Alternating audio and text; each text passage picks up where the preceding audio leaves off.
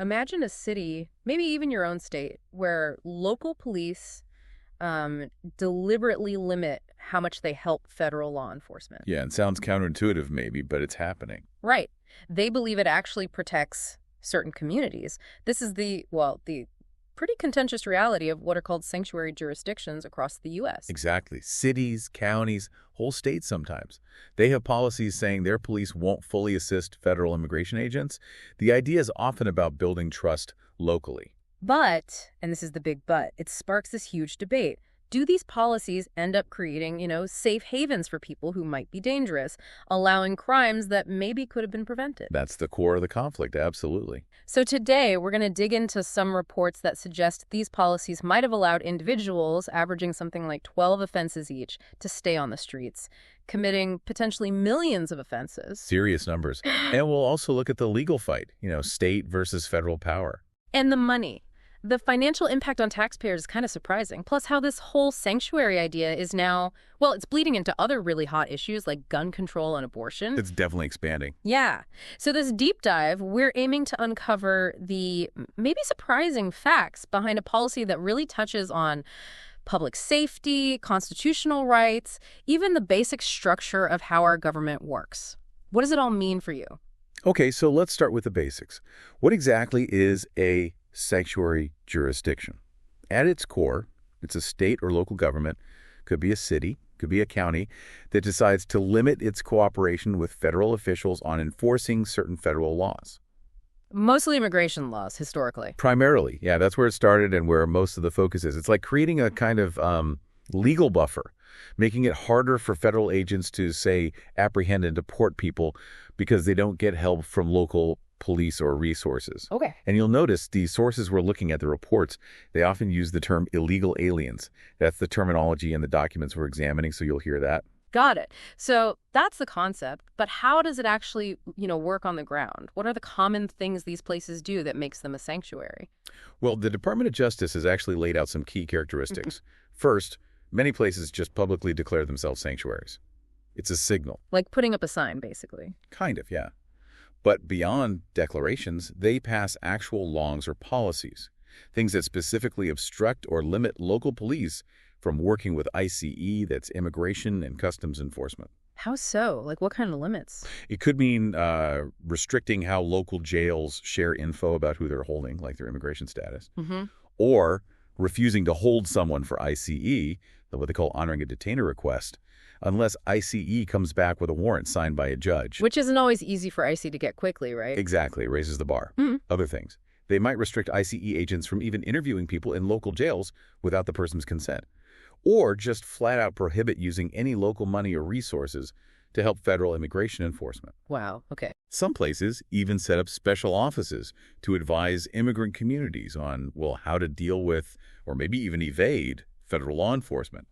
And controversially, some try to find ways around federal rules to give people without legal status access to things like health care, legal aid, food stamps, housing help. That seems like a pretty comprehensive list of non-cooperation. How widespread is this? Are we talking a few cities or? Oh, it's quite widespread. The DOJ has an initial list based on looking at actual laws and directives. It includes 13 states already. California, Colorado, New York, Washington are on there. Entire state. Entire states. And then, yeah, lots of big cities and counties too. San Francisco, Chicago, Denver, New York City. They're all designated sanctuary jurisdictions. So it shows this isn't just a fringe thing. It's a significant policy choice across the country. Okay, so we know what they are. Now let's get into the really contentious part, public safety. This is where the debate gets, well, really heated. What do the sources say about the impact on communities? Well, the critics' argument is pretty direct. They say these policies pose a significant risk, that they enable crime by shielding people from deportation who, maybe shouldn't be here and are committing crimes. The argument being these are preventable crimes. Exactly. They claim sanctuary policies have let people commit thousands of crimes that just wouldn't have happened if the person had been deported, according to existing law. Is there data to back that up? Because those are strong claims. There is data cited in the sources, yeah. And it's pretty stark. For example, a 2011 Government Accountability Office GAO study It found around 250,000 individuals identified in the report as illegal aliens locked up in federal, state, and local prisons. 250,000, and that was back in 2011. Right. And get this. That group had been arrested nearly 1.7 million times. They committed something like 3 million offenses overall. Wow. Yeah, it averaged out to about 7 arrests and 12 offenses per person in that specific study population. What kind of offenses are we talking about? All sorts. The report broke it down. Nearly half involved drugs. About 37% were things like burglary, stolen property, robbery. 35% assault. And then, the really serious stuff. 13% homicide or kidnapping. 12% sex crimes. That's sobering. Any other data points? There's a Texas Department of Public Safety report looking at 2008 to 2014. It suggested that individuals without legal status committed over 600,000 crimes in Texas during that time, including almost 3,000 homicides and nearly 8,000 sexual assaults. Right. And one more piece from Jessica Vaughn at the Center for Immigration Studies. She analyzed ICE records for just one 8-month period in 2014. Found that sanctuary jurisdictions released over 8,100 deportable individuals that ICE wanted to detain. Release them instead of handing them over. Right. And listen to this. 62% of those released already had criminal records. 3,000 were actual convicted felons. And of those released, nearly 1,900 were later arrested again, multiple times actually. 400 to 300 more arrests for 7,500 different offenses. Those numbers are really striking. But sometimes statistics, they don't hit home like individual stories. Do critics point to specific cases, tragic examples? They do, unfortunately. 2 cases come up again and again in these discussions. The first is Kate Steinle, remember that? San Francisco, 2015. Yeah, I remember the name. Tragic. She was shot and killed. The man accused, Juan Francisco Lopez Sanchez, was identified as an illegal alien. He had 7 prior felonies and had been deported 5 times before. And he was out because of the sanctuary policy. That's the argument. San Francisco had released him from local custody, despite ICE asking them to hold him an ICE detainer. Her father, Jim Steinle, testified before Congress. His words were powerful, he said. The U.S. has suffered a self-inflicted wound in the murder of our daughter by the hand of a person that should have never been on the streets of this country. Just heartbreaking. And the other case? Also in San Francisco, back in 2008, the Bologna family, Tony Bologna and his 2 teenage sons were murdered, shot in their car. Oh, my God. The person convicted was Edwin Ramos, identified as an illegal alien and a member of the MS-13 gang. He actually had 2 prior violent felony convictions as a juvenile. But because of San Francisco's policy at the time, federal immigration authorities were apparently never notified about his presence or his record. So the argument is that these specific policies directly led to preventable tragedies. That's exactly the critics' point in citing these cases. And it sounds like the concern isn't just about individual criminals, but potentially larger networks, too. Yeah, that's another key part of the argument. Critics say these policies make it harder for law enforcement to fight transnational criminal groups, like Tren de Aragua TDA or the Mexican drug cartels moving fentanyl. How so? The idea is simple. If local police aren't cooperating with ICE, sharing info, holding people, it creates gaps. It makes it harder to track and dismantle these networks that operate across borders and rely on people moving through communities. The quote often used is that without that cooperation, enforcement is just far less effective, leaving communities vulnerable. Senator Marsha Blackburn put it very bluntly, saying, essentially, that because of open border policies and sanctuary city mayors and governors, every town is a border town, every state a border state. She argues these policies lack compassion for citizens harmed by what she terms criminal illegal aliens.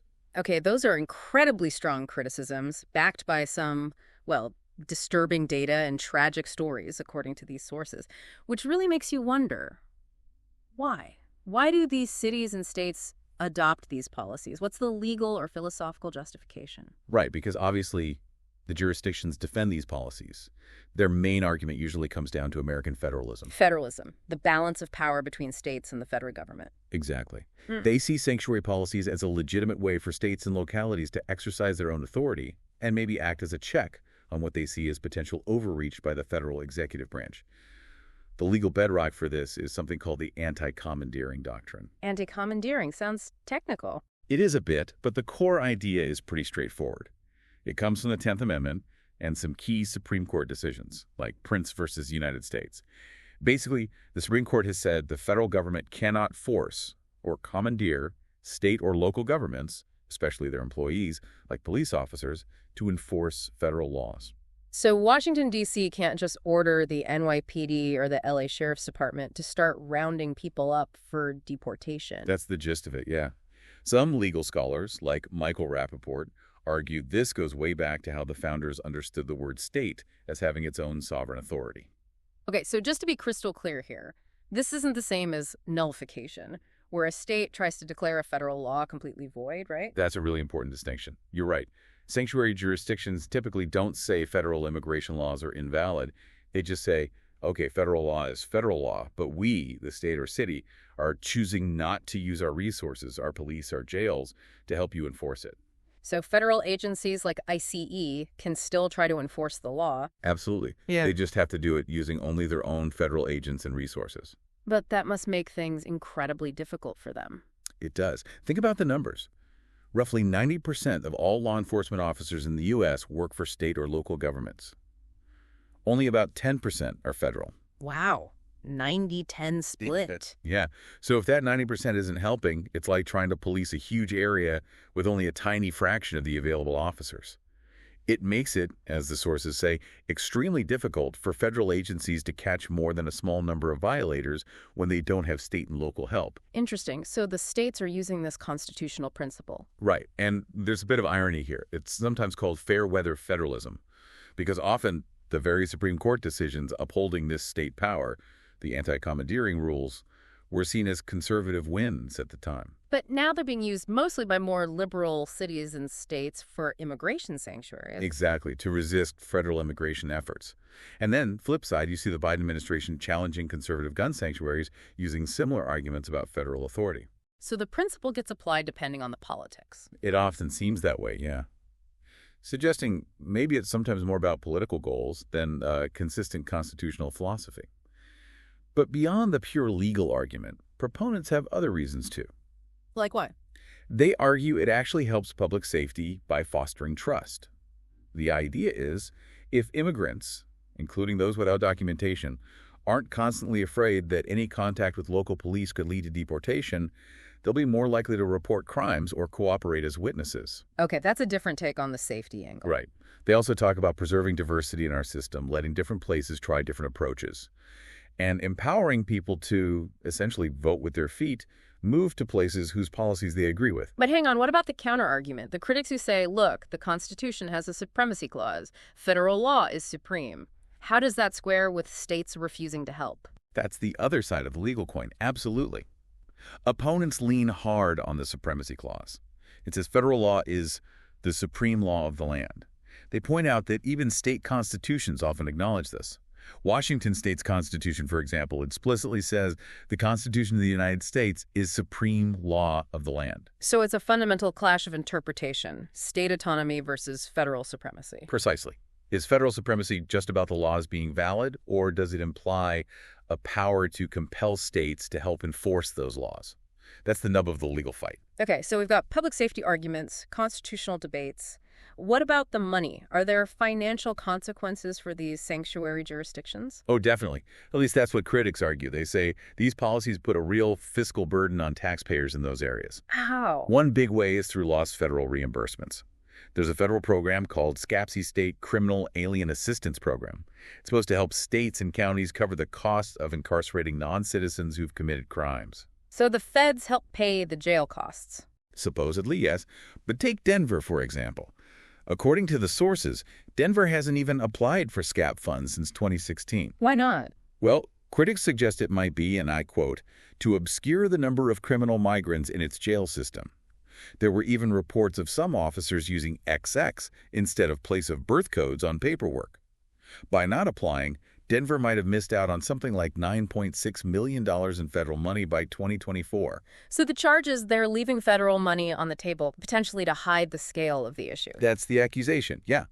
That it's prioritizing ideology over fiscal responsibility and public safety.